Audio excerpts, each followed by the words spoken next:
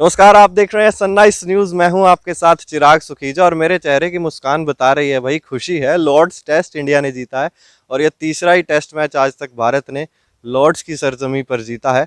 और जैसा कि सभी लोग पूरे भारत के चेहरे पर इसी तरह की मुस्कान भी है और मुस्कान होनी भी चाहिए भाई। इंडिया जीत रहा है, अच्छा प्रदर्शन कर रहा है और पिछला टेस्ट मैच जिस तरह से जीता है तो काफ़ी ज़्यादा उत्साहित भी होगी टीम। और आगे क्या कॉन्फिडेंस लेकर जाएंगे, आज सनराइज न्यूज़ पर क्रिकेट की बात में चर्चा होगी। अमन शर्मा हमारे साथ मौजूद हैं। अमन शर्मा, बहुत बहुत स्वागत है आपका सनराइज न्यूज़ पर। जी शुक्रिया आपका बहुत बहुत। और चेहरे पर मुस्कान आपके भी है, ये लॉर्ड्स टेस्ट की वजह से ही? जी बिल्कुल, देखिए अकेले मेरे चेहरे पे नहीं, पूरे भारत के चेहरे पे ही खुशी है, क्योंकि लॉर्ड्स टेस्ट जीतना बहुत ही बड़ा, एक मैं मानता हूँ कि इंडिया ने जीता है, काफ़ी बड़ी जीत है। क्योंकि आज तक सिर्फ 3 बार ही लॉर्ड्स पर जीत पाया है इंडिया, एक कपिल देव जी की कैप्टनसी में, एक महेंद्र सिंह धोनी के और एक अब विराट कोहली के।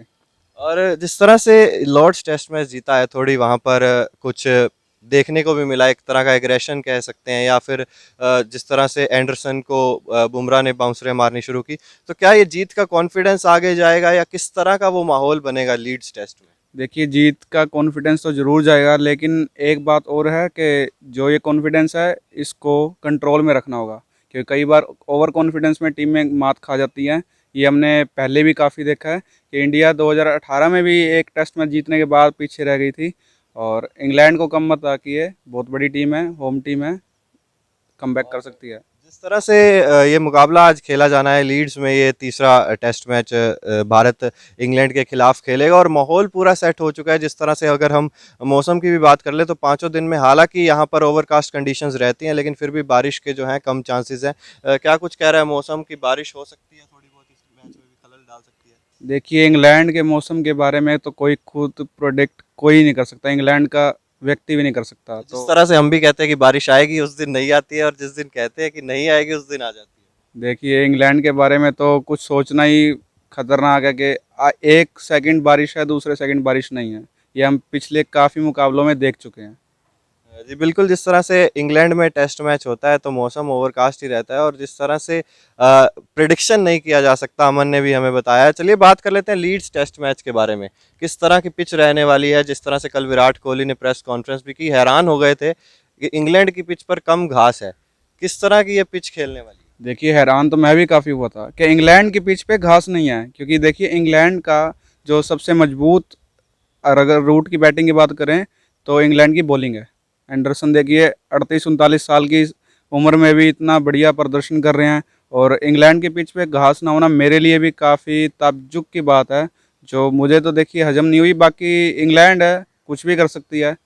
और अगर ओपनिंग डे की बात करें, क्या पेसर्स को थोड़ी बहुत यहाँ पर मदद नहीं मिलने वाली है, या फिर किस तरह की पिच पहले दिन खेलेगी? क्योंकि ऐसी बातें सामने आ रही थी, पिच को देखकर लग भी रहा था कि पहले दिन पेसर्स को इतनी ज़्यादा मदद नहीं मिलेगी, क्योंकि पिच पे वो जो इंग्लैंड में अक्सर हरी घास देखने को मिलती है, जो जिंदा घास होती है, तो पहले दिन किस तरह से पिच खेलने वाली देखिए इंग्लैंड में फास्ट बॉलर्स के लिए हमेशा मदद रहेगी, क्योंकि ओवरकास्ट कंडीशंस है, स्विंग मिलेगा, और मुझे नहीं लगता कि ये स्पिन विकेट बनाना चाहते हैं इंग्लैंड वाले, क्योंकि इनके पास कोई बढ़िया स्पिनर नहीं है, और इनको पता है कि इंडिया जो है स्पिनर अच्छा खेलेगा।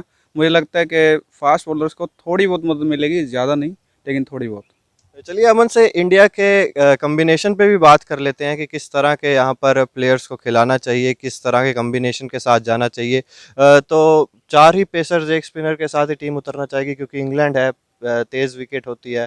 तो हो सकता है कि यहाँ पर आगे चल के लीड्स की विकेट पे बाउंस भी अच्छा मिले, तो क्या चार पेसर्स के साथ ही स्टिक करना चाहिए? जी बिल्कुल, देखिए अगर आपका कॉम्बिनेशन सही चल रहा है टीम का तो बिल्कुल जाना चाहिए। और मुझे तो नहीं लगता कि भी अगर किसी भी बॉलर्स ने, हमारे पांचों बॉलर्स ने कोई गलती करी हो, तो चार पेसर और एक स्पिनर का कॉम्बिनेशन बहुत बढ़िया है। चार पेसर्स और एक स्पिनर का कॉम्बिनेशन यहाँ पर कह रहे हैं अमन की बढ़िया है, लेकिन सवाल फिर वहीं आकर खड़ा हो जाता है, जो चर्चा बहुत पहले से की जा रही है अमन की, अश्विन। अश्विन कहाँ है? क्यों नहीं अश्विन को खिलाया जा रहा है? वो क्या कारण हो सकता है?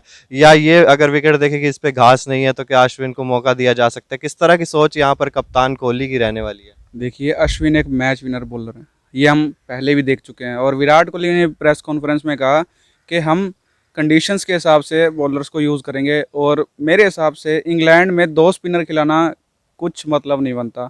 और मुझे लगता है इस टेस्ट में भी शायद अश्विन को बाहर बैठना पड़ेगा।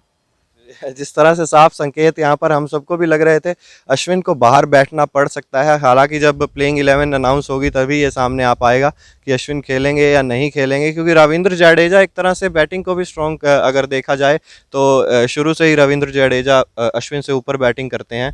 और जिस तरह से देखें कि अगर स्पिनर्स को मदद नहीं मिल रही है, इस सीरीज़ में 2 मैच हो चुके हैं और दोनों में ही इंडियन स्पिनर्स को कोई विकेट नहीं मिली है। और ऐसा पहले 1990 में हुआ था कि लगातार 2 टेस्ट मैचेस में किसी स्पिनर को विकेट नहीं मिली, और वो भी पाकिस्तान के साथ शायद वो मुकाबला था 1990 की शायद ये बात है। तो क्या ये भी एक कारण हो सकता है कि अश्विन को बाहर बैठना पड़े?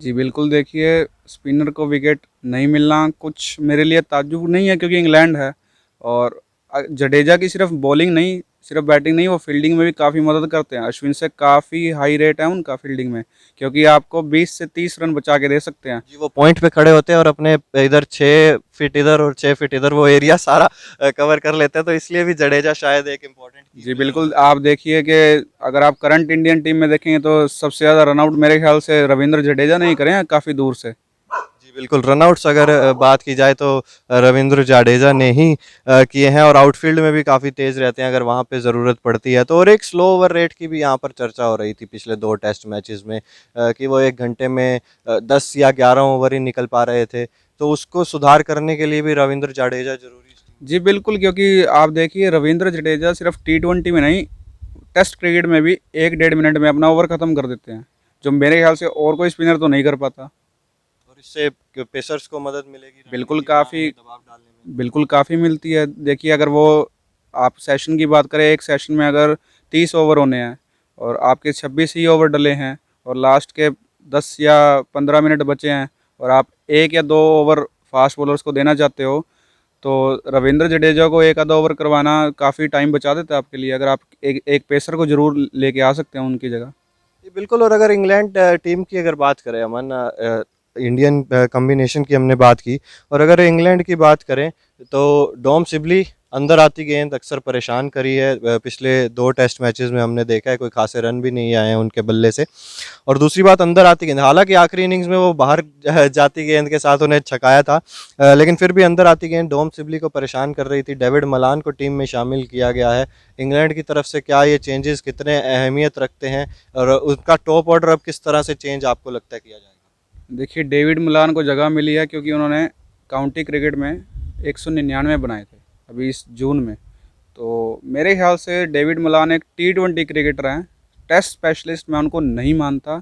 देखिए चेंज भी लाजमी है उनके लिए। अब आपका एक बल्लेबाज 2 टेस्ट मैच से कुछ प्रदर्शन नहीं कर पा रहा, तो चेंज लाना तो लाजमी है। और टॉप ऑर्डर में क्या किस तरह के चेंजेस करते हैं? डेविड मलान को किस नंबर पर खेलना चाहिए? क्या वो हमीद ऊपर आएंगे? किस तरह से आप सोचते जी बिल्कुल, मुझे तो हसीब हमीद ऊपर आते ही दिख रहे, क्योंकि इंडिया में जब उन्होंने लास्ट ओपनिंग करी थी जो 2016 में लेस्टर कुक के साथ, तो काफ़ी अच्छा प्रदर्शन किया था उन्होंने, एक हाफ सेंचुरी भी बनाई थी। और मुझे लगता है हसीब हमीद ऊपर आएंगे और डेविड मलान को शायद तीसरे नंबर पे खिलाएंगे। हैं? जो रूट की बात इस टीम में अक्सर की जाती है, जिस तरह से जो रूट 2 डाउन यहाँ पर आते हैं और उसके बाद इंडिया के लिए काफ़ी मुश्किलें खड़ी कर देते हैं। जब भी इंडिया के खिलाफ रन बनाते हैं तो काफ़ी इंडियन बॉलर्स के लिए मुश्किल खड़ी हो जाती है। इस टेस्ट मैच में जो रूट को आउट करने का कोई तरीका, कोई रामबाण जिस तरह से अगर कहें तो क्या हो सकता है? देखिए रामबाण तो जसप्रीत बुमराह ही दे सकते हैं, क्योंकि उनके अंदर काबिलियत है आउट करने की। और मोहम्मद सिराज भी उन्हें आउट कर सकते हैं, ऐसी बात नहीं है। बस एग्रेशन को थोड़ा कंट्रोल में रखना होगा, क्योंकि रूट ने इस पूरी सीरीज़ में इंग्लैंड के 28.64 रन बनाए हैं। ये आंकड़ा काफ़ी महत्वपूर्ण है जिसके बारे में चर्चा की जा रही है कि इंग्लैंड के 28.64 जो रन है प्रतिशत, वो रूट के बल्ले से ही आए हैं 2021 में। जी तो बिल्कुल, क्योंकि देखिए इंग्लैंड का रूट के अलावा तो कोई बल्लेबाज रन बना ही नहीं पाया है। रूट अकेले ऐसे बल्लेबाज हैं जिन्होंने 2 सेंचुरी लगाई हैं। अगर आप बात करें इंडिया की, तो रोहित शर्मा ने सेंचुरी नहीं लगाई, लेकिन उन्होंने काफ़ी अच्छी बैटिंग करी, 83 बनाए, जो मैं मानता हूँ कि काफ़ी अच्छा बनाया रोहित ने। पहला उनका टूर है इंग्लैंड पे एज अ ओपनर। और चलिए KL राहुल तो पहले खेल चुके हैं, बट रूट काफ़ी दिक्कत देने वाले हैं आगे भी। तो रूट को आउट करने के लिए यहाँ पर जिस तरह से बुमराह और मोहम्मद सिराज एक इम्पॉर्टेंट की प्लेयर्स हो सकते हैं देखने के लिए, क्योंकि अगर रूट आउट होते हैं तो इंग्लैंड फिर थोड़ा सा बैकफुट पर आ जाता है, और अगर उनके बल्ले से लंबे रन्स निकलते हैं तो फिर यहाँ पर वो जीतने की भी प्रयास करते हैं, और ड्रॉ तो वो करवाने के लिए अक्सर इंग्लैंड की टीम हमेशा देखती ही रहती है। तो जो रूट को जल्दी आउट करना एक यहाँ पर मूवमेंट ऑफ द मैच हो सकता है। जी देखिए, आपने देखा होगा लास्ट टेस्ट की चौथी इनिंग्स में जैसे ही रूट आउट हुए, इंग्लैंड की टीम पत्तों की तरह बिखर गई। तो मतलब रूट पे ही डिपेंड है सारी इंग्लैंड टीम, और कोई फॉर्म में ही नहीं है। और टेल एंडर्स तो आपको कितने रन दे देंगे, 10-15 पीस। वो तो आप देख ही चुके हैं, टेल एंडर्स के साथ काफ़ी अच्छी बॉलिंग कर रही है इंडियन टीम। मैंने देखा है काफ़ी सालों में कि टेल एंडर्स के खिलाफ अब थोड़ी अप्रोच चेंज करी है इंडिया ने। जी चलिए, उसके बाद अगर इंडियन टीम की बात करें, ओपनिंग में आते हैं रोहित शर्मा और केएल राहुल। केएल राहुल के बारे में बहुत ज़्यादा बातें की गई। देखिए, आउट ऑफ फॉर्म थे। मयंक अग्रवाल और शुभमन गिल को मौका दिया था इस मैच में, और हो सकता है कि वही खेलते, लेकिन हालांकि चोटिल हो गए, जिसके बाद केएल राहुल को मौका दिया गया, और उसके बाद एक शानदार शतक, वो ऐसे टाइम पे एक शतक आया जिस टाइम पे भारत को बहुत ज़्यादा ज़रूरत थी। अपनी जगह केएल राहुल ने पक्की की। उनकी बैटिंग को किस तरह से देखेंगे? क्या वो भी एक बहुत अब अहम खिलाड़ी बन गए हैं इंडियन टीम के लिए? जी बिल्कुल, देखिए अकेले उन्होंने टेस्ट फॉर्मेट में नहीं, सारे फॉर्मेट में इंडिया के लिए काफ़ी अच्छे रन बनाए हैं। और काफ़ी 1.5-2 साल से वो बाहर बैठे थे टेस्ट क्रिकेट में, बेंच गरम कर रहे थे, तो उन्हें कॉन्फिडेंस भी डाउन हो रहा था कि मुझे मौका नहीं मिल रहा। हालांकि वो अच्छा प्रदर्शन कर रहे थे वनडे और T20s में, बट वही बात है कि अगर आपको लाइफ दूसरा चांस दे तो राहुल की तरफ पकड़िए, क्योंकि उन्होंने विकेट कीपिंग भी करी है ओडीआईज में। अब टेस्ट में मौका मिला तो उन्होंने सेंचुरी भी बनाई, जो काफ़ी अच्छा था। जी, तो यहाँ पर बात अमन पुजारा की भी करनी होगी। आउट ऑफ फॉर्म है काफ़ी टाइम से। रोहित शर्मा ने कल उन्हें एक पेन ड्राइव भी दी, जिसमें उन्होंने कहा कि आप अपने जो अच्छे प्रदर्शन है उन्हें देखिए, और उन्होंने कहा कि इससे मेरा हौसला बढ़ा है। लेकिन वो जो पाँव है ना, वो जो एकदम से अटक जाते हैं वहाँ पे, आगे पैर नहीं चल रहे हैं, तो कितनी बड़ी समस्या भारत के लिए। और हो सकता है कि आप मानते हैं कि एक बार शायद ड्रॉप करना चाहिए, या एक मौका इस टेस्ट मैच में और देना चाहिए? ये देखिए, पुजारा आपके सबसे सीनियर्स खिलाड़ी में से एक हैं, और पुजारा ने काफ़ी मौक़ों पर इंडिया को बचाया भी है, जिताया भी है। ये आपने ऑस्ट्रेलिया में भी देखा था। हाँ, मैं मानता हूँ इंग्लैंड में उनका बल्ला ख़ास अच्छा चला नहीं है, बट अगर एक सीनियर आपको एज अ यंगस्टर बैक करता है तो आपकी भी जिम्मेदारी बनती है उस सीनियर को बैक करने की। क्योंकि देखिए, फॉर्म सबकी आती जाती रहती है, बट पुजारा एक मैच विनर प्लेयर हैं। मेरे ख्याल से भारत के जो बैटिंग कंसल्टेंट हैं उनको एक बारी पुजारा से बात करनी चाहिए उनके पैर पे। पाँव नहीं हिल रहे हैं, और जिस तरह से अगर इस मैच में अगर खिलाया जाता है और इस मैच में भी रन नहीं बनते हैं, तो सूर्य कुमार यादव आपके पास एक ऑप्शन है। क्या उन्हें मौका दिया जा सकता है? अच्छा प्रदर्शन यहाँ पर आईपीएल में भी उन्होंने किया है, और जिस तरह से हालिया उन्हें मौका दिया गया था पिछले T20 कुछ मैचेस में भी, वहाँ पर भी आते ही वो जोफ्रा आर्चर की पहली गेंद पे छक्का मार के पूरे देश को, पूरी दुनिया को चौंका दिया था कि कोई बल्लेबाज आ रहा है। क्या उनकी तरफ, क्या अगर ये टेस्ट मैच अच्छा जाता है या पुजारा के लिए बुरा जाता है, तो क्या मौका दिया जा सकता है? देखिए, मैं सूर्य कुमार यादव को तो एक बारी इंक्लूड नहीं करना चाहूँगा, क्योंकि पुजारा देखिए, मानता हूँ 3-4 मैच उनके अच्छे नहीं गए, बट वो एक सीनियर खिलाड़ी भी हैं। सूर्य कुमार यादव ने हिंदुस्तान में छक्का मारा था, इंग्लैंड में नहीं। इंग्लैंड में उनको खेलने का कोई एक्सपीरियंस नहीं है। तो एक बारी तो मैं पुजारा के साथ ही जाना चाहूँगा। विराट कोहली उन्हें बैक कर रहे हैं क्योंकि वो उनके सीनियर खिलाड़ी है, और उन्हें करना भी चाहिए। देखिए, 1-2 मैच मेरे ख्याल से तो और देने चाहिए पुजारा को। अगर नहीं बन पाया तो उनकी जगह बहुत खतरे में है। तो जिस तरह से इंग्लैंड के अगर पेसर्स की बात की जाए, तो मार्कवुड चोटिल हुए थे, इस मैच में नहीं खेलेंगे। तो एक तरफ से अगर एंडरसन है, वहाँ पर स्टुअर्ट ब्रॉड भी अभी शायद अवेलेबल नहीं है। और एक तरफ से अगर एंडरसन करवाते हैं, तो दूसरी तरफ से शायद इंग्लैंड का जो दूसरी छोर से या दूसरे स्पेल्स की बात करें, तो वो कमज़ोर हो जाते हैं कहीं ना कहीं, क्योंकि एक एंडरसन से आप लगातार 5-6 ओवर करवा सकते हैं, इससे ज़्यादा नहीं करवा सकते। तो क्या वहाँ से दबाव हटना शुरू हो जाता है, क्योंकि आपके पास कोई दूसरा, ना सैम करन के यहाँ पर विकेट्स आ रही हैं, ना हमने देखा कि कोई और पेसर यहाँ पर मार्कवुड आए, चोटिल हो गए। तो ऐसे में क्या उनका कम्बिनेशन थोड़ा सा डगमगाता दिखाई देता है? जी बिल्कुल, देखिए जैसे बल्लेबाजी में पार्टनरशिप की ज़रूरत है, वैसे ही गेंदबाजी में भी पार्टनरशिप की ज़रूरत है। अब आप देखिए कि इंग्लैंड के लिए जेम्स एंडरसन और स्टुअर्ट ब्रॉड ने काफ़ी विकेटें निकाली हैं, काफ़ी देशों के खिलाफ। अब जेम्स एंडरसन एक तरफ से एक ही छोर पकड़ के रह सकते हैं, लेकिन वो भी 5-6 ओवर से ज़्यादा नहीं कर पाएंगे। उनकी उम्र का लिहाजा देखिए आप ताकत है, लेकिन फिटनेस की अगर बात करें तो आज भी जब भागते हुए आते हैं और जिस तरह से स्विंग करवाते हैं तो बड़े बड़े बल्लेबाजों को छकाया, और जिस तरह से बीट कराने की लगातार बीट करवाते रहते हैं और अपना एक टप्पा पकड़ के रखते हैं, तो एंडरसन यहाँ पर उनके लिए की प्लेयर हैं। तो क्या बाकी दूसरे छोर से यहाँ पर भारत रन बना सकते हैं? देखिए बिल्कुल बनाए भी हैं भारत ने, क्योंकि ओली रॉबिन्सन के पास पेस नहीं है। हाइट है बट पेस नहीं है, वो ज़्यादा तंग नहीं कर पाते। और सैम करन की बात करें, वो भी मैच विनर खिलाड़ी हैं, 21-22 साल के हैं, लेकिन काफ़ी खतरनाक है। लेकिन उनका ही प्रदर्शन लास्ट मैचेस में अच्छा नहीं रहा, जो इंडिया के लिए काफ़ी अच्छा है, क्योंकि सैम करन ने 2018 में काफ़ी तंग किया था इंडिया को। और क्रिस वॉक्स इंक्लूडेड नहीं हुए, वो भी चोटिल है।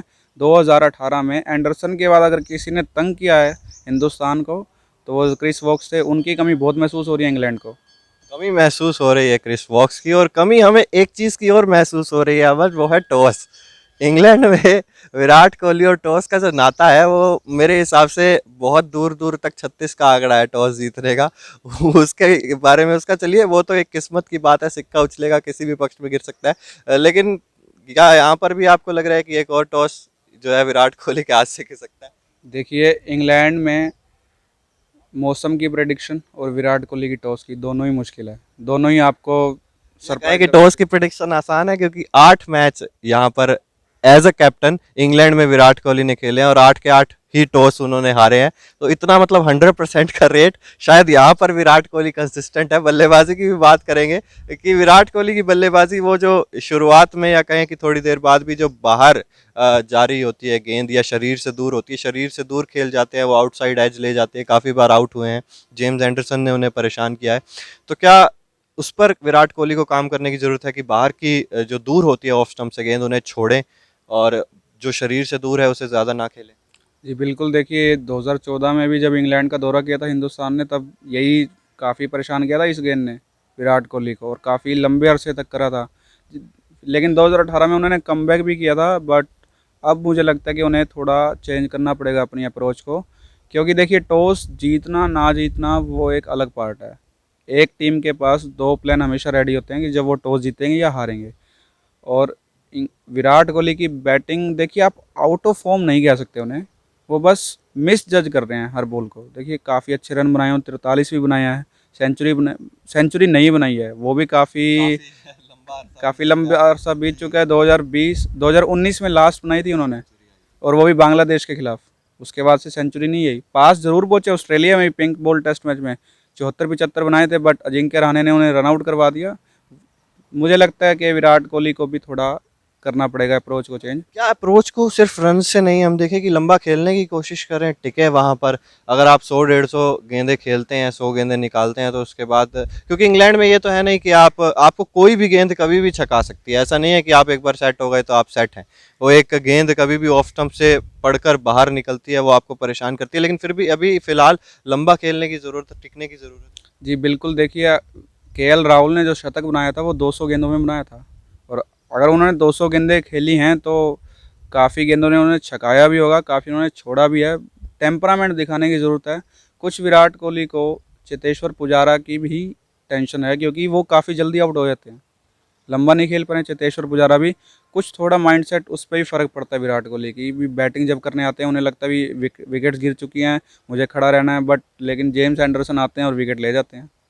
तो चलिए, यहाँ पर लीड्स टेस्ट मैच है जी, माहौल तैयार हो चुका है। पूरे इंडियन फैंस जो हैं, क्रिकेट लवर्स हैं, उनके जहन में एक ही बात है कि अगर ये टेस्ट मैच भारत जीतती है तो बहुत ही खुशी होगी। और अंत में थोड़ी सी प्रिडिक्शन क्योंकि ज़रूरी होती है, हम भी कोशिश करते हैं कि कहीं ना कहीं प्रिडिक्शन हो। अमन, आपसे प्रिडिक्शन इसी बात पे कि क्या ये नौवां टॉस विराट कोहली जीतेंगे या नहीं जीतेंगे, क्या प्रिडिक्ट करना चाहेंगे?